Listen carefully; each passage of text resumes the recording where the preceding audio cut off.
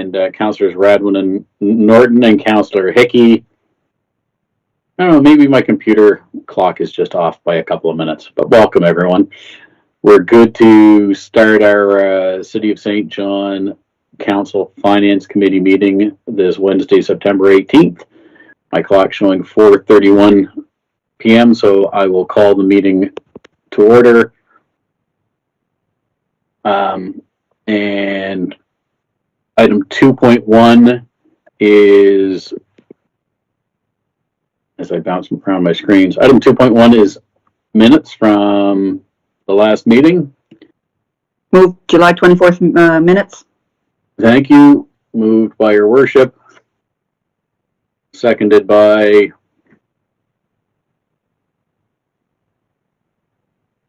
I don't have pictures on my screen right now.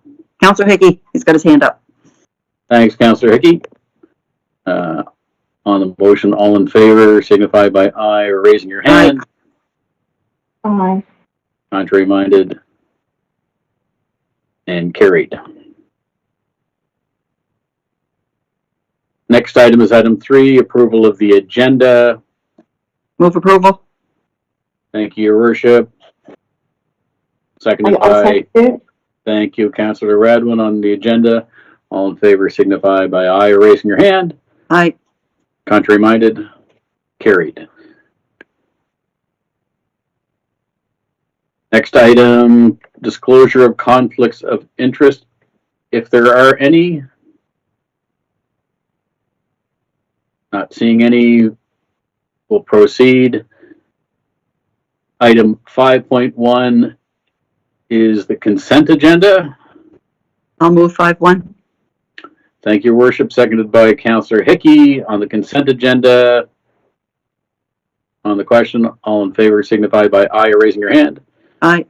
Contrary minded, carried.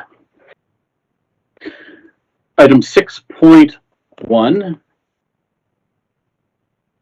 expression of interest, the Canadian Public Transit Fund, and I'll pass that to Ian McKinnon. Ian, welcome to Finance Committee. Thank you. Good afternoon. In your kit, you have a report on the Canadian Public Transit Fund, first announced in 21, again in 24, with funding details. The fund itself is Canadian-wide, $3 billion per year. There are three streams within that fund for public transit and active transportation. The report that you have is us moving to express interest in that fund. We certainly have interest in that fund. The particular stream that we're interested in is baseline funding, and that equates to $500 million across Canada per year. It will be carved up based on a calculation of ridership and population in a formula that hasn't been disclosed to us, but that's how they will carve it up for an agency of our size. The baseline funding can be up to a 10-year agreement. The basis of this funding is to promote and have consistent funding for public transit and active transportation across a wider timeline. Historically, that's not the way federal funding has worked for public transit. So this is a really good news story for us.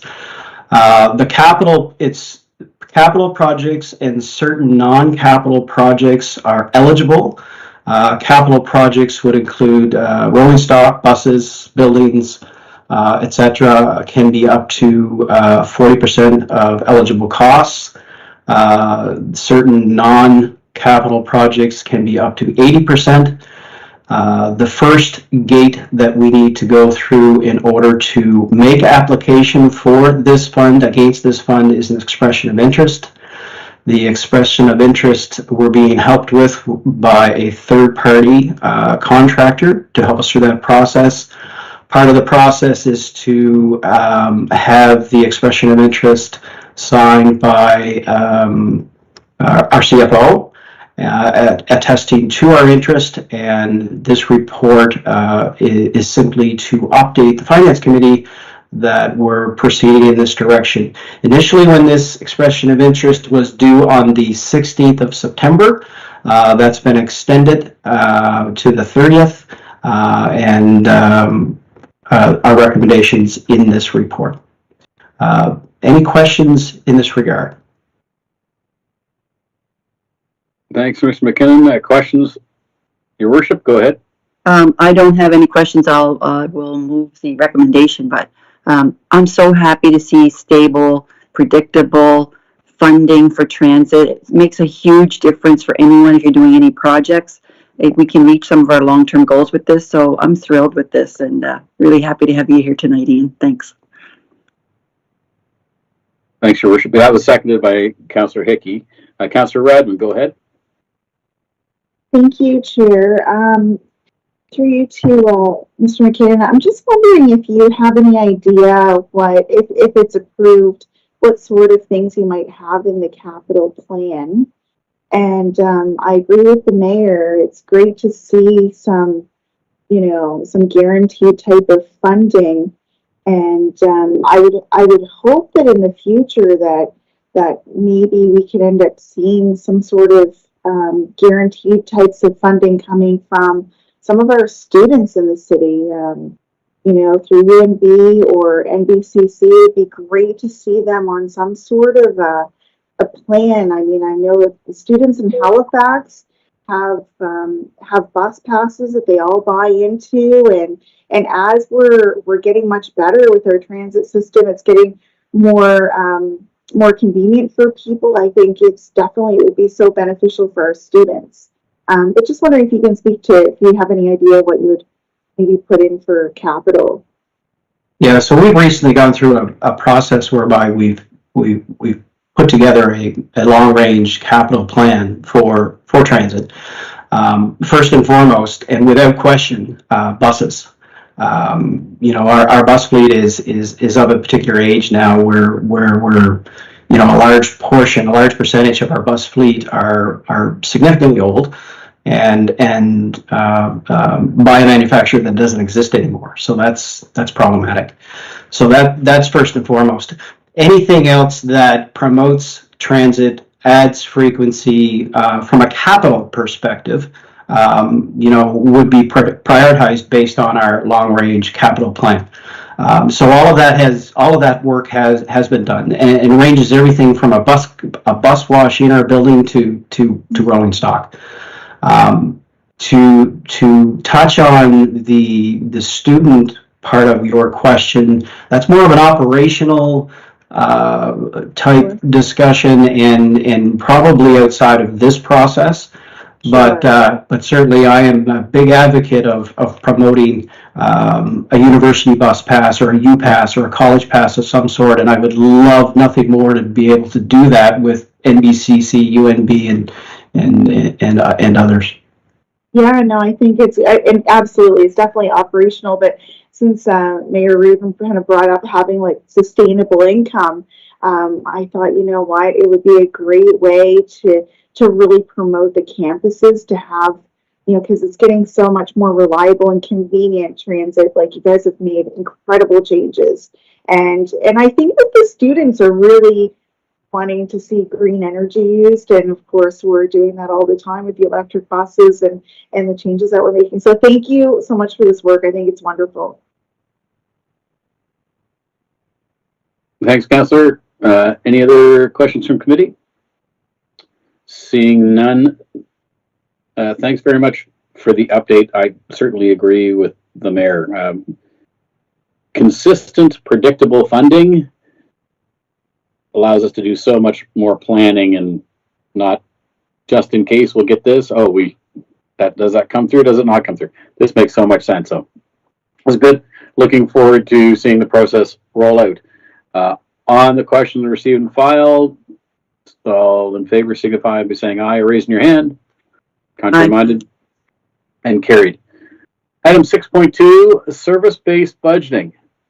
Over to CFO Fudge. Go ahead.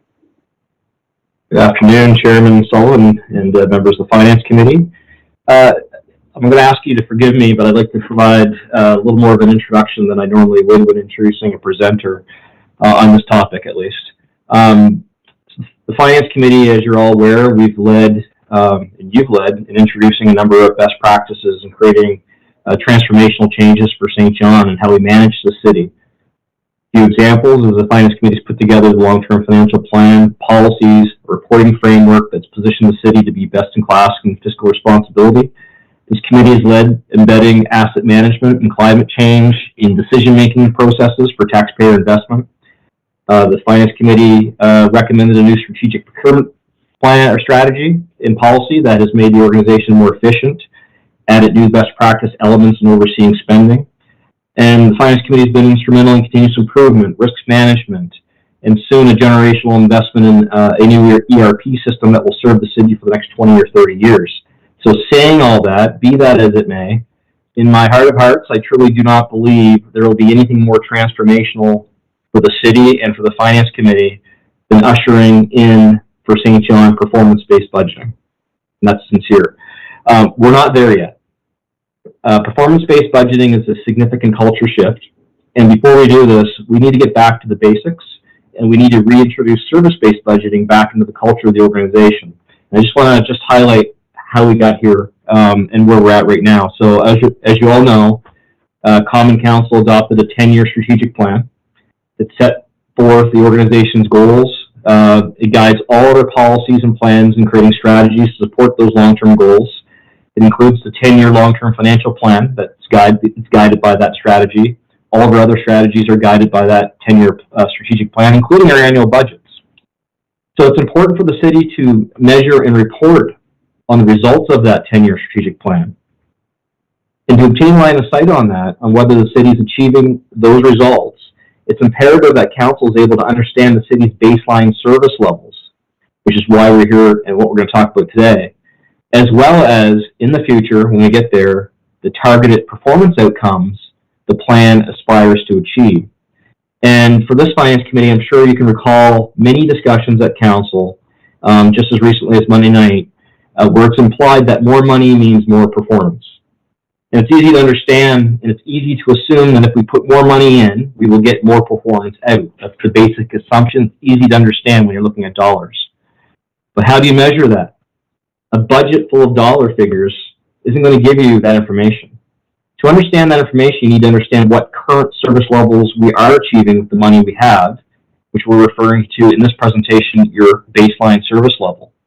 And only then can you assess if putting more money into that budget will be effective in increasing that service level or that baseline service level. And that's what we are introducing here today, the reintroduction of a service-based budget as the starting point. But the holy grail for the Finance Committee in the long term is for this to lead to the development of a performance-based budget. And there is very much a difference between a service-based budget and service levels and performance. And let's just talk about Monday night, for example. During the council roundtable for budget feedback and input, we heard many calls Monday night to put more money into traffic calming as an example. Well, from a service level perspective, that could mean, increasing the number of traffic calming projects. That could be putting up more signs, maybe putting in more speed bumps, more crosswalks, maybe more traffic lights. That would certainly be more service level, and that can be measured, identified with, in conjunction with looking at what we're investing in our budget. But does that tell us about performance? What is the performance outcome we are seeking with those investments that we really should be measuring? And I would suggest it would be things like number of accidents, number of claims, safety and risk performance indicators, customer satisfaction. That's the difference between service level and performance. We're a long way from there, but that's where we hope to get to. So this year we're starting with restarting identifying service levels and trying to understand what our baseline service levels are for measuring what we're achieving within the budget. So this year, the service-based templates will only focus on the front-facing services. The information will not be perfect. I'm warning the Finance Committee now. We are identifying opportunities for improvement in data collection, improving processes, as well as realizing that we really do need to reflect on what these service levels are, because the organization needs to take the time to understand this We haven't really taken the time to understand this since 2020 when we went through a massive restructuring in the organization, where we basically reset service levels across the board. So there's a lot of work to be done to understanding what our service levels are now after that restructuring, and we didn't, reduce the establishment significantly. Our corporate performance team is supporting the service areas, and supporting finance department in creating service-based templates to the best state possible, and will continue to improve in the years ahead. So with that, I'm extremely pleased to introduce our manager of corporate performance, Evelyn Hatfield, who will walk you through where we are at with the service-based budget process for 2025, the timeline, what you can expect to receive in the October Finance Committee meeting. And this is a receive and file presentation. And with that very long introduction, over to you, Evelyn.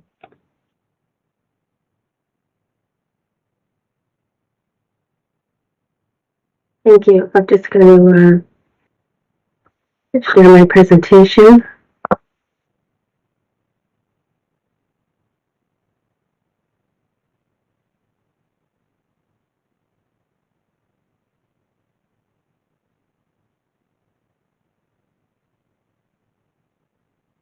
In a minute, I'm going to share my presentation.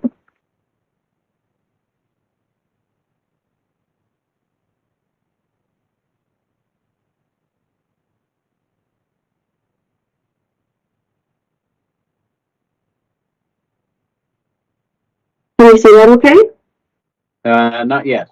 No?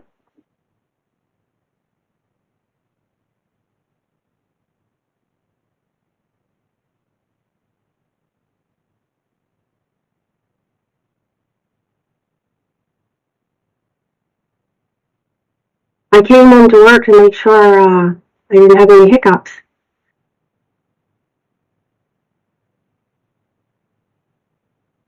It's technology. There will always be a hiccup.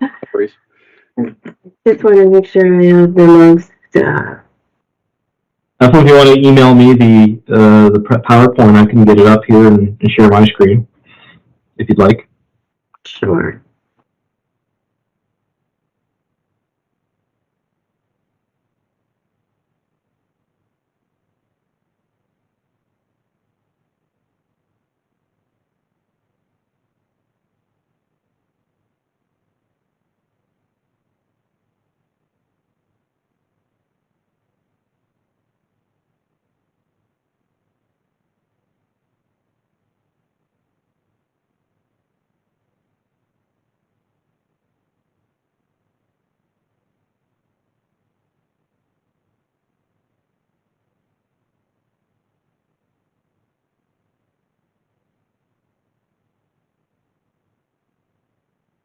I'm still waiting for it to come in. Apologies to the Finance Committee. Yes. Sorry. No worries. Sorry if my appearance and my voice it's not an indicator of my enthusiasm for the work. I have been battling COVID the last couple of days.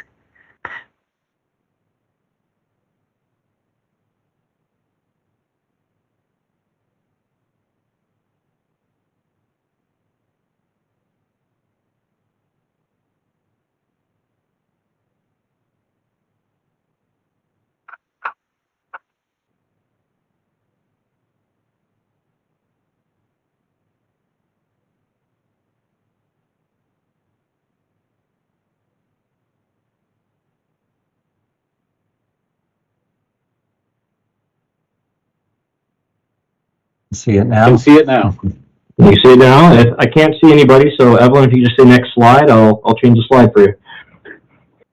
Okay. Yeah, next slide, please.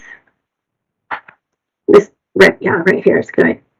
Okay, so my apologies again. Thank you, Chair Sullivan, CFO Fudge, and committee members. Today we will, as Kevin mentioned, reintroduce service-based budgeting and how it supports transparency, analytics, and the overall budgeting process, and provides the baseline to move towards measuring performance and improving decision-making. And if you want to click, please. So let's get started by understanding what the service-based budget is, why we are returning to this method of municipal budgeting from 2016, and how we started the process and what this year looks like.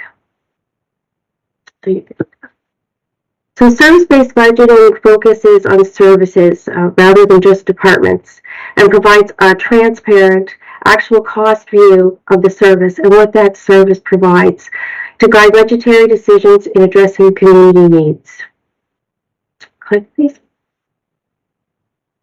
So the service-based budget is not new to us, as mentioned. We have used this in the past, with 2016 being the last full year, due to competing priorities. So we need to develop a current baseline while building on our sustainability and identified strategy and priorities. It is important to have this level of service information for improved budget decision-making, focusing funding choices on outcomes. So commencing this year, service and budgeting information will be presented to the Finance Committee and Common Council to be leveraged as an input into the annual budget decision-making process. So these are the 4 areas developing service-based budgeting this year. And as you can see, they are some of the most public-facing service areas. Remaining service areas, such as our internal services, will be added next year and will leverage the learning and improvement opportunities from this year's exercise. We will see some examples of the service-based budgeting for these service areas in just a moment. So here's a quick summary of how this exercise unfolded over the past few months. In May, the service areas were selected and orientation around expectations were communicated.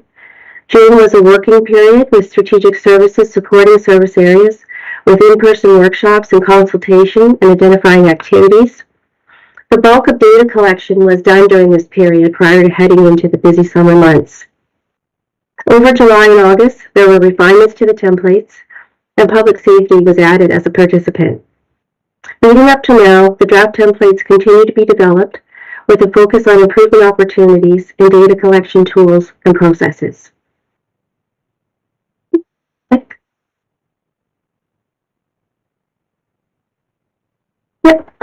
So now we're going to look at the template format. And this format is primarily broken down into 3 sections. And we start with inputs. And that's the human, financial, and material resources used to provide outputs. Outputs being what is produced from the inputs, such as the number of service requests or number of calls received. And thirdly, the outcomes, which is what is the level of service provided by these outputs, such as within 2 minutes or 1 business day. And the target says how often we are achieving that level of service. This will make more sense as we look at an example now. So an example from this year's participating service areas is included here. And I'll take a moment to walk through one and just touch on the others. So here we have a corporate services example in customer service. The number 1 identifies the service area title with its corporate color. Number 2 provides a high-level description of the service. Click.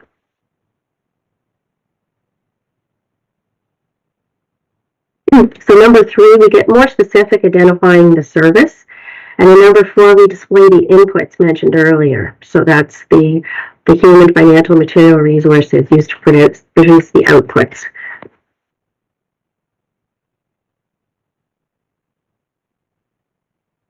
So under number 5, we see the outputs. This is what is being produced from those inputs. We see inbound calls taken is a key activity provided by the center. So the number of calls is tracked. With number 6, we have the outcome of inputs and outputs, the service level, so the interval it takes to perform the service level, and target being how often that interval is achieved. What is missing here is the performance measure, which is an indicator of the desired result of the service area. Developing performance measures is where we are moving towards to track over time how this activity is performing, answering questions such as, is the service level where it needs to be? Are customers receiving the information they need? This is where we move from outcome to result. And just to note that anywhere you see those little asterisks, they're placed there to indicate that data is being developed. So if you just stay on that slide for a moment, please. We have a couple of illustrative examples of performance measures. So this is not to say these would be the right ones. They would have to be established, but hypothetically, we might say if we were tracking call abandonment as a performance measure and over time, we would see it trending in the wrong direction. That would be an indicator for us to look at our process and determine if something needs to be changed or improved. It prompts us to investigate why the performance has changed and not just make an ad hoc adjustment.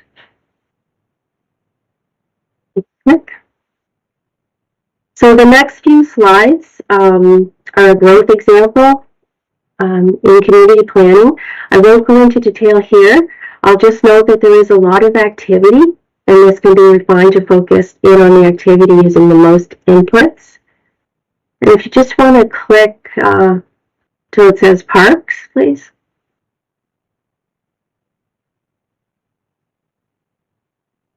So this is a public works and transportation example in parks. And again, I won't go into detail, but note we are working through some data collection improvements and refining service levels based on current inputs. And then if you want to click ahead to police.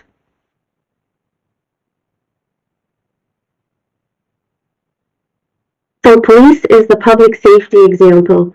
There is some great data here on the outputs with some work to be done on establishing outcomes, including service levels, targets, and eventually performance measures.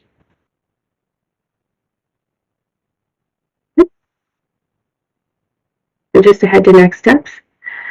So the immediate next step for the service-based budgeting process is to incorporate the committee's feedback, complete the remaining identified services, and return to this committee on October 23rd. Work will then commence to develop service-based budgeting templates for all service areas to be included in the 2026 budgeting process. Additionally, processes will be improved to support data collection where gaps exist and to align with the new ERP system. Once we have the outcomes, we can start measuring performance to ensure that those outcomes are obtaining the intended results, and if not, introduce the necessary continuous improvements moving forward. So before we conclude, we'd like to leave you with a reminder of the overall 2024 budget timeline. Today was the introduction of the service-based budget and draft templates was provided. After the working period over the next few weeks, we will return to the Finance Committee with the developed service-based budget templates along with the draft general operating and utility budgets for review on October 23rd.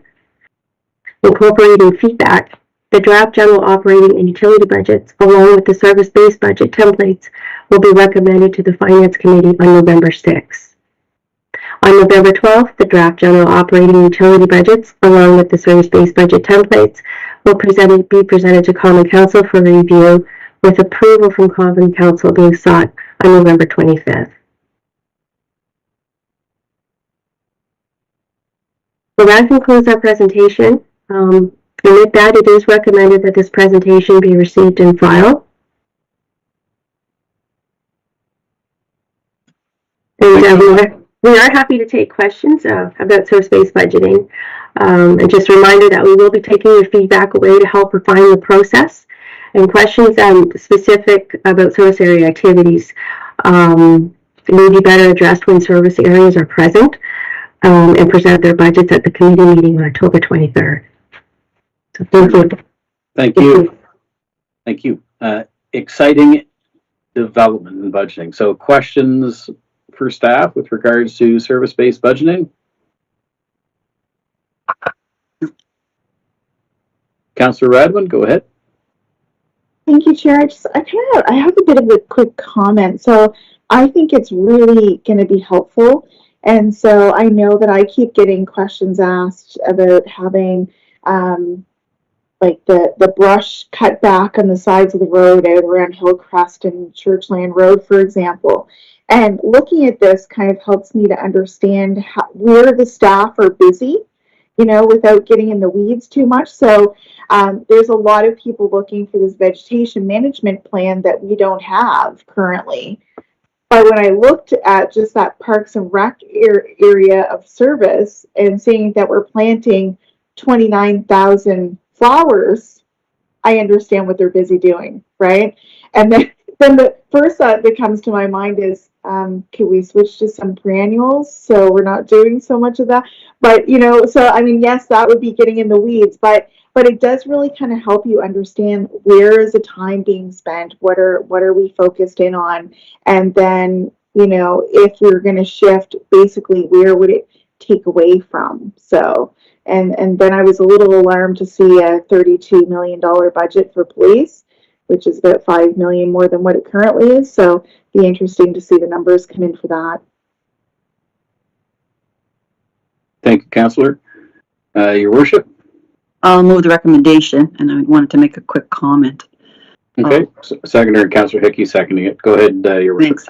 I'm just going to say that having been on council since 2012, there's been a real evolution in the Department of Finance. I mean, we were at a point where we didn't have any financial policies and no long-term financial plan, to going now to service-based budgeting, on the road to performance-based budgeting. I find it very exciting, and I'm not even a numbers person, but I do find this very exciting, just to see this evolution. And it's cutting edge, it's innovative, it's all those wonderful things, and it just gives me such faith, which I already have faith, but gives me such faith in the staff, if that we just let them do their thing, they can get us where we need to go. So I want to thank Kevin and his team, his whole team, for this, because it's a great direction we're moving in. And like I said, it's very exciting. Thank you. Thank you, Your Worship. Yes, and certainly, when councillors talk about what they want to see in budgets, it's not necessarily another X amount of dollars. As Councillor Radwin pointed out, we want to see more grass getting cut on the side of the road. We want to see X number of more traffic calming measures. I remember the conversation I had with Commissioner O'Reilly last year was when we looked at the budget and there was a number there. I asked Commissioner O'Reilly, what's this going to get done? Do we need more money to do more things? And this is exactly where we're at with this budgeting process. So thank you very much, staff, for getting us partway there, because I can certainly see when we get to the performance end of things, how it will tie in so well with performance management and being able to actually track how our organization is doing with regards to the public money that we're spending. So thanks very much. So we have receive and file. Is that what we're looking for, Commissioner Fudge? You're not looking for any direction? No, receive and file. Thank you, Chair. Thank you. All in favor signify by aye. Aye. Contrary minded, carried. Thanks very much. Very, very cool. 6.3 is our August 2024 year-to-date results. Our controller, Mr. Levine, over to you. Thank you, Mr. Chair, members of the Finance Committee. I'm just going to go share my screen.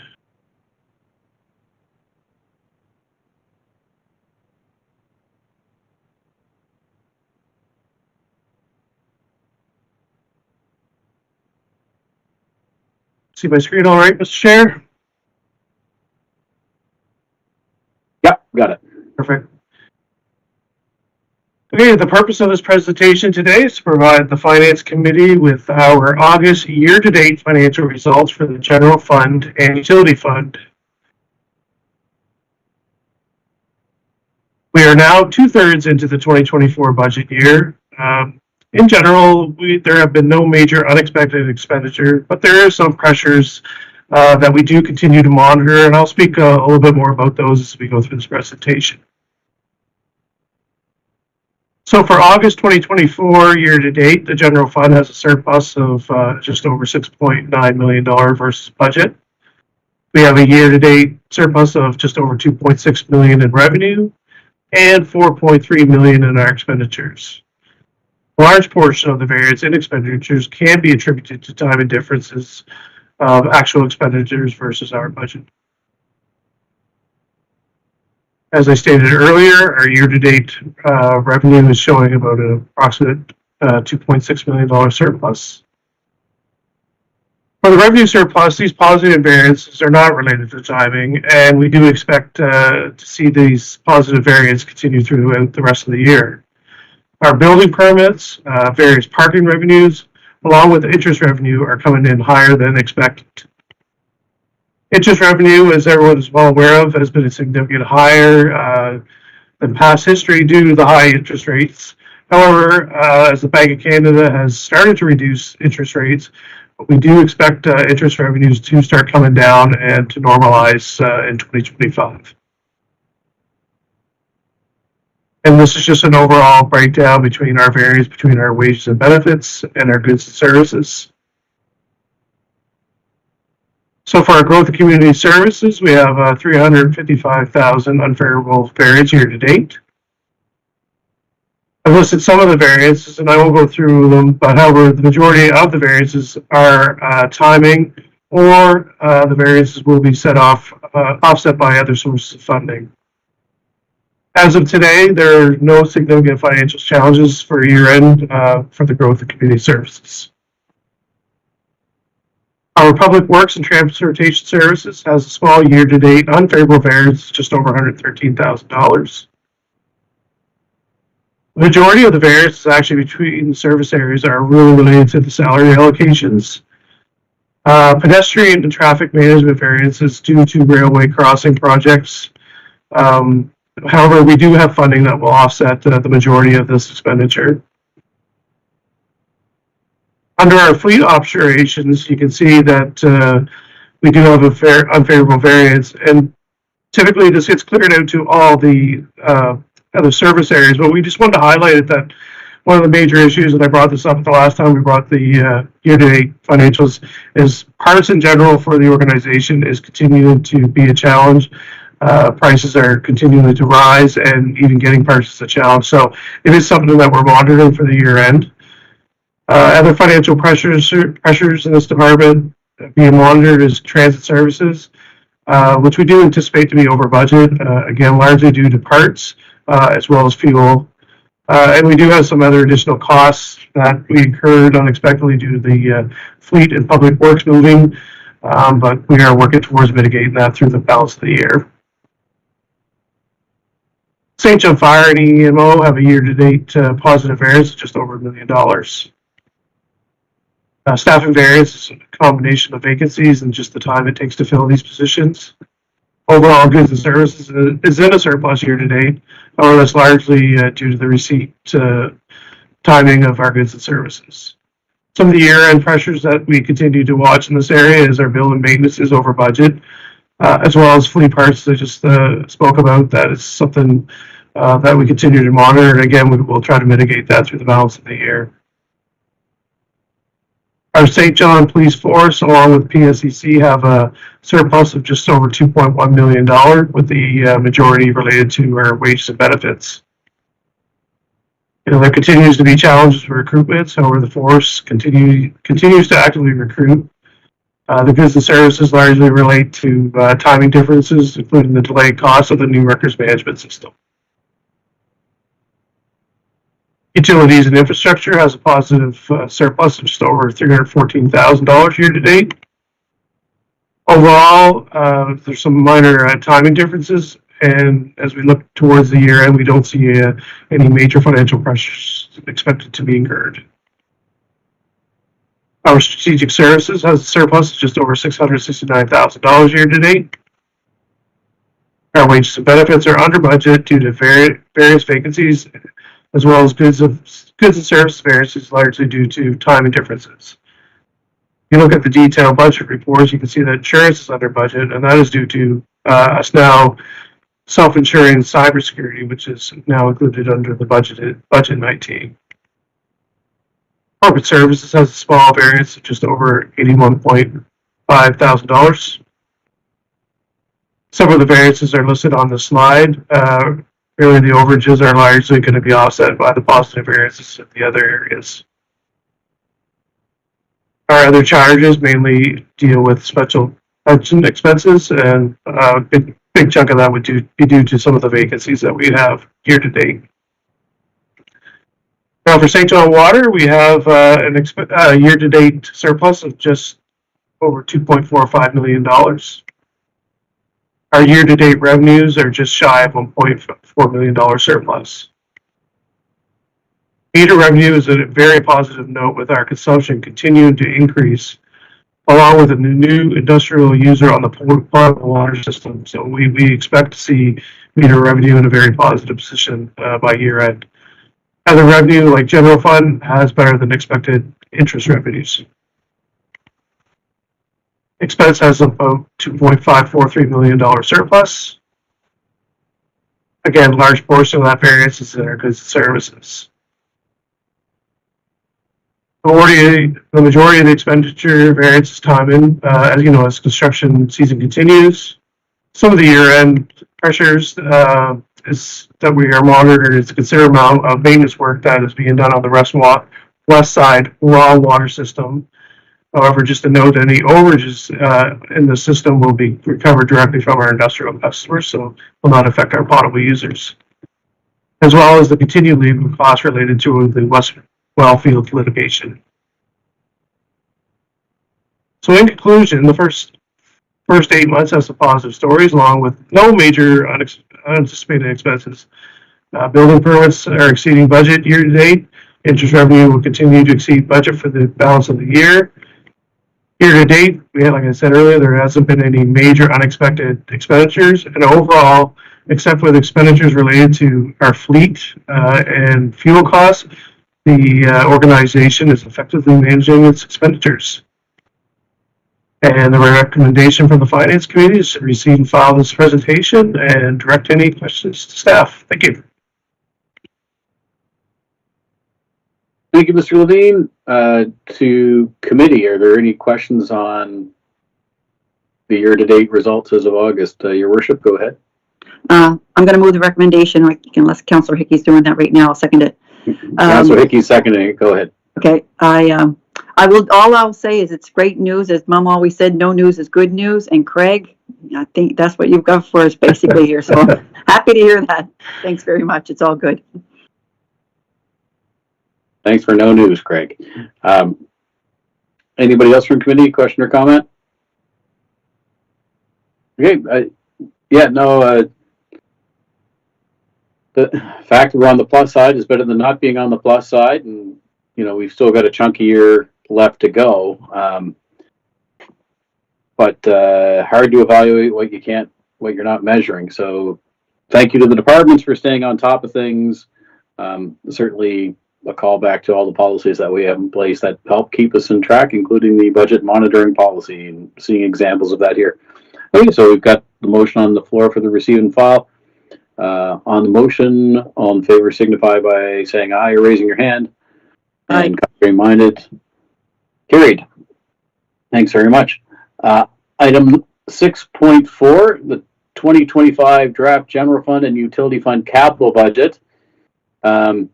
And this one, it's not a receive and file recommendation. It will be asking for a recommendation to council. So with that, Mr. Fogan, you are on deck. Thank you, Mr. Chair. So if committee will remember, at our last committee meeting, we introduced the first version of the 2025 capital budget. And actually here to speak to the changes is our Director of Engineering, Mr. Michael Baker. Good afternoon. As Commissioner Fogan indicated, the draft 2025 General Fund and Utility Fund capital programs were presented to the Finance Committee in July 24th. Based on feedback received for inclusion of additional priority projects, staff are back before Finance Committee today with an updated version of the draft programs, which includes an additional 3 general fund projects and 2 new utility fund projects. In order to add these new projects, the capital programs to the capital programs, project budgets either had to be altered or some projects shifted to the 2026 capital program list. The actual specific alterations to the general fund and utility fund capital programs are detailed in the Finance Committee report. But overall, there was a $210,000 reduction in city share funding, basically within the 2025 general fund capital budget. And the reason for this reduction is the city share funding of $210,000 in capital reserve funding was previously approved by the Finance Committee and Council for the Market Slip dock upgrade project. As a result, this funding was not available to be allocated. The other share funding within the revised 2025 general fund capital program increased by $50,000 based on the adjustments detailed in the report. There were no changes to the overall other share or utility share actual allotments for the utility capital program. Staff recommend that Finance Committee endorse the two recommendations noted in the Finance Committee report before you.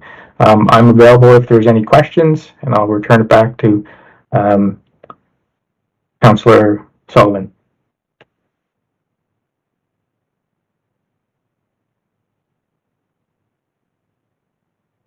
Thank you, Mr. Baker. Councillor Radlin, go ahead. Thank you, Chair. Everything looks quite good. I mean, there's a lot of great things in here.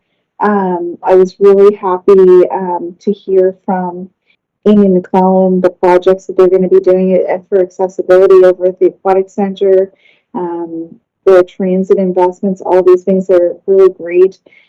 Great to see some of the capital projects like the Glen Road, obviously, that I've been talking about forever. And but I was seeing the gathering space upgrades. It's great, but I do have some concerns that maybe we are actually needing railings going down the stairs. I don't know if staff have gotten any feedback on that. And I'm trying to think of the word. Usually there's something that's put on stairs to be able to show the difference, like the different tactile strips, so that people know when the elevation is going to change. So I'm just wondering if staff have gotten any feedback about that. The other thing, as the construction period we've gotten deeper and deeper into the construction period, Mr. Baker, I'm realizing that, you know, for example, like Charlotte Street being completely blocked off, that pedestrians couldn't go through there, people couldn't go through in wheelchairs, was really problematic. I did mention a little bit to Brent McGovern about maybe potentially having some sort of metal planks, or maybe it's something that our construction staff could, not construction, but carpentry staff could do. But you see, in other municipalities, you're able to get through there. And it's not just important for people needing to access the buildings, but also people needing to access the businesses. Do you have any thoughts on what that would entail? It's something that I think for next season we desperately need to be thinking of. Is that the responsibility of us or the contractor?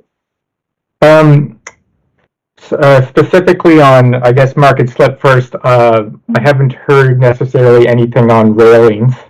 I do know that the project manager for Market Slip met with the Ability Advisory Committee, and there were some recommendations that were put forward.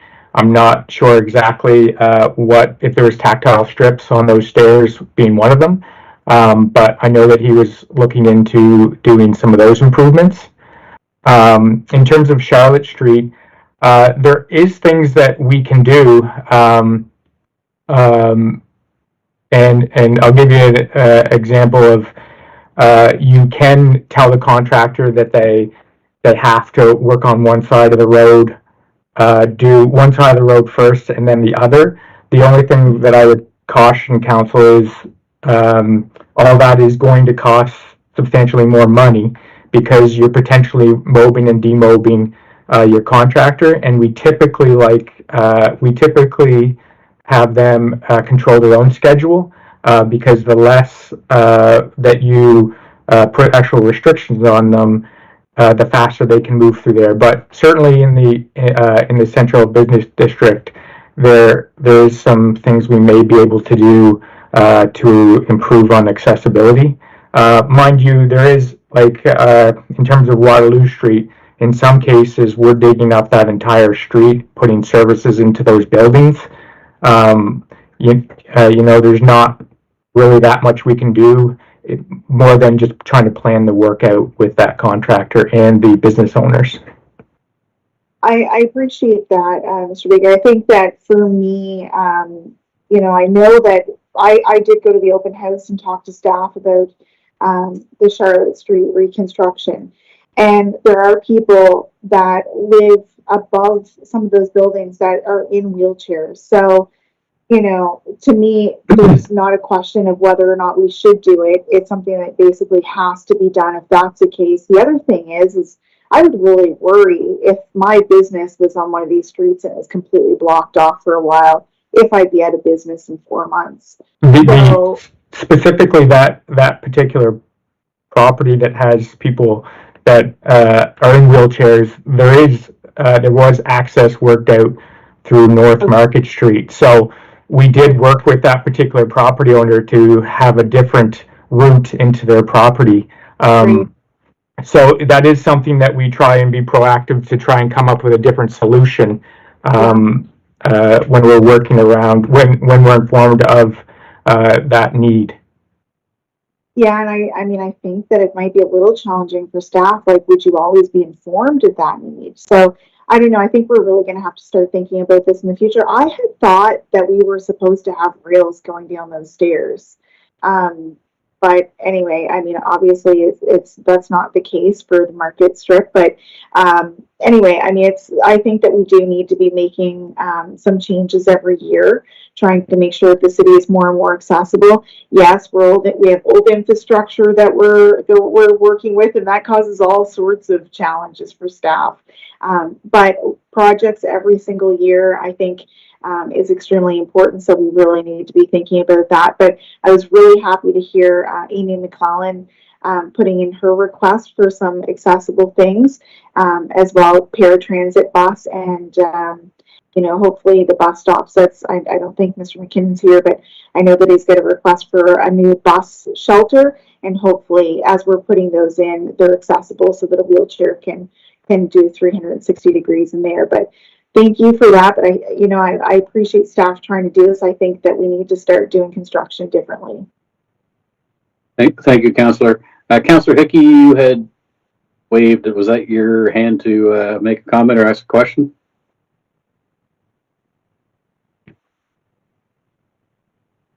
Councillor Hickey looks very stoic. I think he's frozen. That'd be a good picture for his campaign right there. Anyway, okay, we'll come back to Councillor Hickey. Your worship, go ahead. Thank you. I'm going to move the recommendation, and I just wanted to say briefly as well that thanks, Mike Baker, for bringing this forward. It's great. I know there are issues with construction, but I will say, living on the peninsula, we had our street dug up a few years ago because there was a tree that was into my water, and it was all terracotta piping.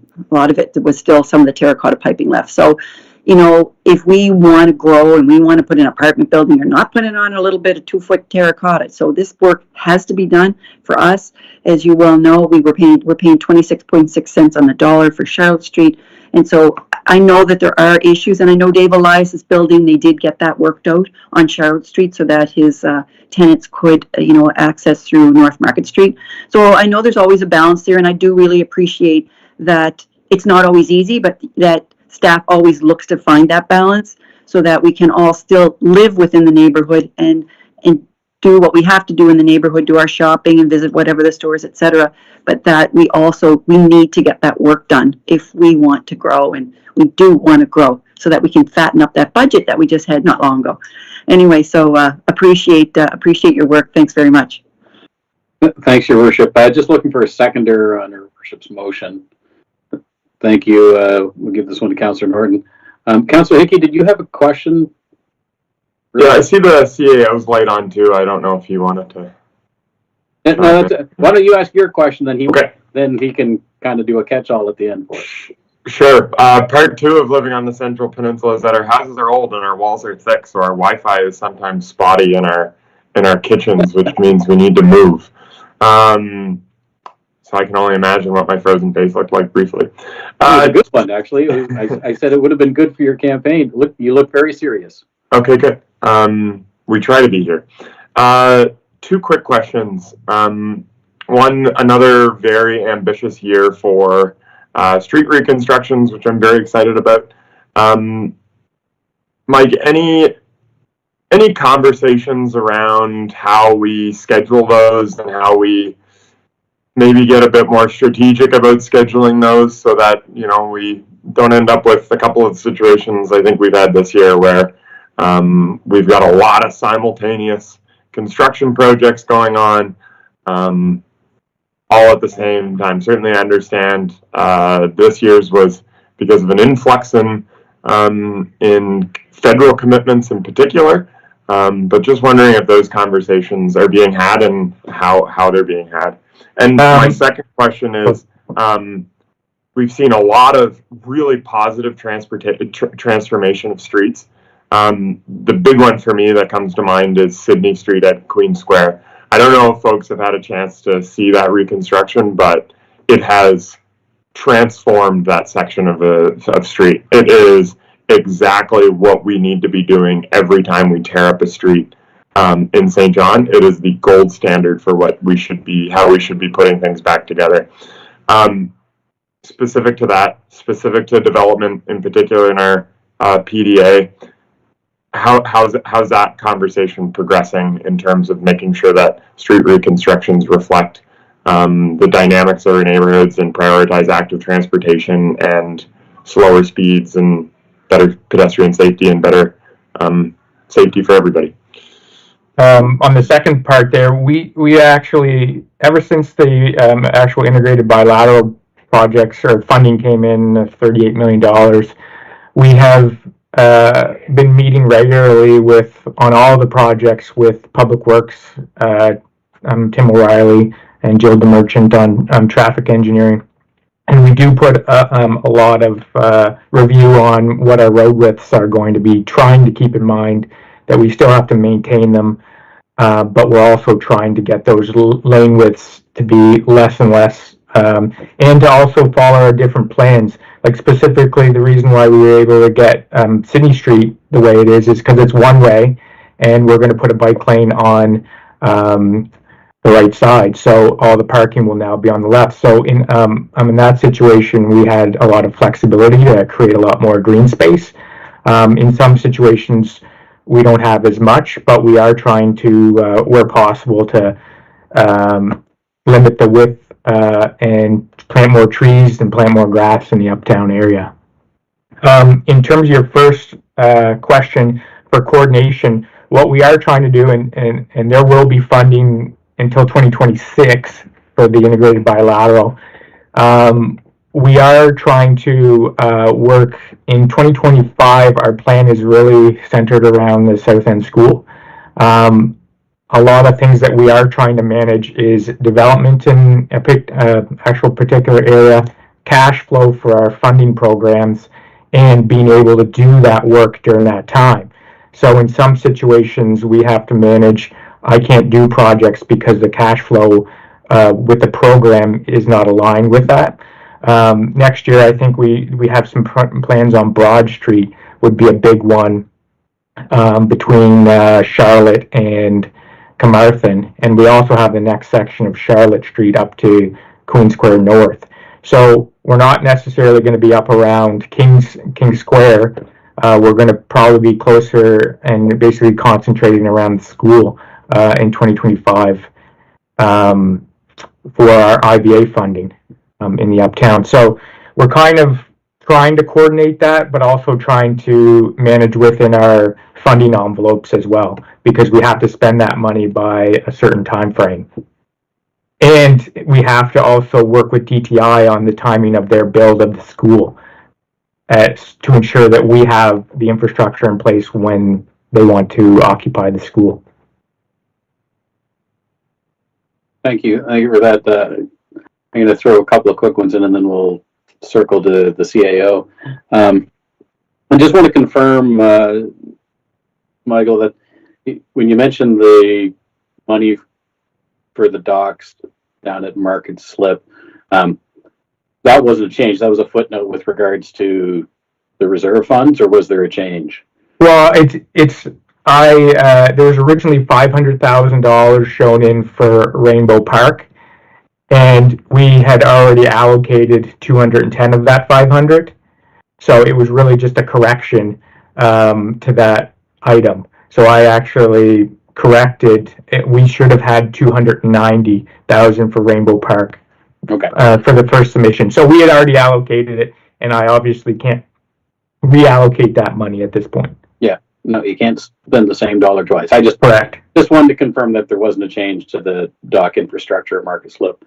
And just kind of following up on Councillor Hickey's point with regards to coordination, not just between projects, but within projects. I think there was some frustration this year, certainly expressed by citizenry when they saw major projects happen, get started, and then it looked like, construction stopped, but the streets remain closed for periods of time. Internally, are we doing any work with regards to our contracts and just looking at making sure that we are inconveniencing our residents as little as possible with these major construction pieces that we're going through? We definitely are trying to, as soon as they start, we expect them to continue. However, there are scenarios where we run into infrastructure that is private infrastructure that we don't know about. So when you encounter those things, you're trying to work with another utility to get them out there as quickly as possible. And sometimes their timelines don't necessarily match up with yours. So sometimes they either have to move to a different part of the site or move around and then go back once that actual utility company comes in and investigates what they need to do to their infrastructure. Fair comment. Thank you for that. And maybe I'll drop this in the CAO as I turn it over to him. Perhaps the takeaway is something we do internally to do a better job of communicating that when a site looks like it's not working, that there's actually stuff going on, so that at least folks can understand what a potential delay looks like or what's happening. But I'll hand it over to you. Go ahead, CAO McGovern. Yes, thank you, Chair. We continue to look for ways to keep the public engaged and, just making the public aware and having them go to some of the tools that we do have, in terms of online, we do have our website mapping that shows all the various capital projects and kind of timelines of construction and ending that are forecasted, where they're located in the city. So that information is there. But I think it is also a matter of us continuing to remind residents of where to find it and how to access it so that they can remain informed at all times. Also, I just want to touch on, before any capital projects are done, letters are circulated to those impacted nearby, and our Director Baker can speak to the specifics of that. But in addition, there's also meetings held, if not right on the project site in advance of any construction getting started, it's nearby, to allow for identification of any unique circumstances and any concerns that anyone has on a project site before it gets started. With respect to the Ability Advisory Committee, plans are circulated, and they are engaged through the process on capital projects, just to provide insight as well, to ensure that we're working collaboratively with them. And then also with respect to our capital program, the Ability Advisory Committee, there's also discussions that happen so that their input is included, and there have been some significant investments made, and we continue to make to improve accessibility in the city. And but if there are things that arise, we're happy to sit down with the Ability Advisory Committee and take those away. For example, tactile strip or something of that nature. If it was overlooked through the plans review or discussion as part of the project, then there's always an opportunity to circle back and make those project enhancements. And as it relates to, a handrail or anything like that, so there's code requirements. In the case of a handrail, it has to be over 2 feet off the ground. So, in order to require a handrail. So, to my knowledge, things at the Market Slip site meet all the requirements. But if there's any particular concerns, we'll take that away and look at those individually. Thanks, Mr. McGovern. Councillor Radlin, go ahead. Thank you, Chair. I appreciate the clarification from staff. And I think there definitely needs to be had a little more discussion on this contracting stuff. But I will kind of give you this. It's great that staff are chatting with people that are like living above the businesses and getting some feedback there. But I also have concerns for the general public, and I think it should be noted that I'm not talking about 1 or 2 people. This is 30% of New Brunswickers need some form of accessibility. So even though sometimes it is going to cost more money, it's an investment that is the right thing to do. So I totally appreciate staff trying to reach out as much as possible, but sometimes people are just trying to get through, and I've seen people getting stuck in these gravel areas of the construction, and it's really sad to see that somebody can't get through in a wheelchair, or and going the long way around for somebody with a walker sometimes it's just not something that they can do. So I appreciate where staff are coming from, and I know your hearts are absolutely in the right place, as always. So but I do think that we need to start thinking outside the box a little bit. But thank you. Thank you, Councillor Edwin. Councillor Norton, are you waving to get in on the discussion? No, Mr. Chairman, I wasn't listening, but no need to prompt, or no need to reply to any of this stuff. Okay, thank you. We're good. So I don't see any further discussion. We have the motion to refer this to council, initially for council's receive and file, so they have the information and eventually adoption. So on that motion, I'll call the question. All in favor signify by saying aye or raising your hand. Contrary minded, unanimously adopted. Thank you.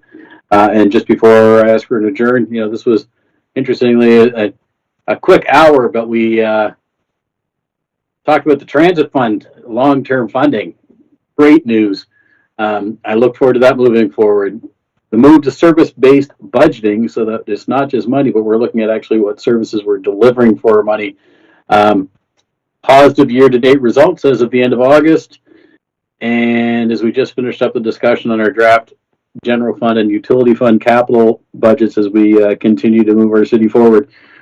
So a very, very rich hour of discussion. Thank you very much. And with that, I'll take a motion to adjourn. Motion to adjourn. I was going to say nobody wants to adjourn. Oh, yeah. Her worship, and seconded by Councillor Hickey. Thanks very much. Everyone, thanks as always to staff for all your support and for coming and supporting us in all that you do. Your finance committee meeting is adjourned.